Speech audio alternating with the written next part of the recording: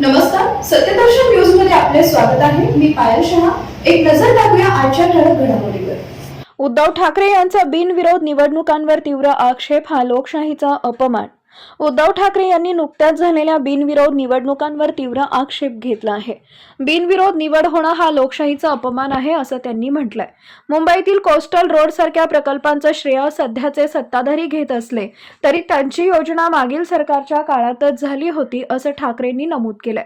निवडणूक आयोगाच्या भूमिकेवरही त्यांनी प्रश्नचिन्ह उपस्थित केलं आहे.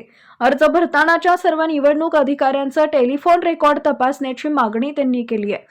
पश्चिम बंगालमध्ये भाजप ज्या गोष्टींवर आक्षेप घेत होती त्याच गोष्टी आता महाराष्ट्रात होत असल्याचं निदर्शनास त्यांनी आणलंय.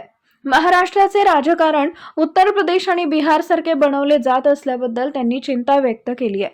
ठाकरेंनी सत्ताधाऱ्यांना इशारा दिलाय की सत्ता कायम कुणाचीच नसते आणि आज जे चुकीचे पांडे पाडले जात आहेत त्याचे परिणाम भविष्यात भोगावे लागतील. महाराष्ट्राच्या सुसंस्कृत राजकारणाची परंपरा जपण्याची गरज त्यांनी अधोरेखित केली.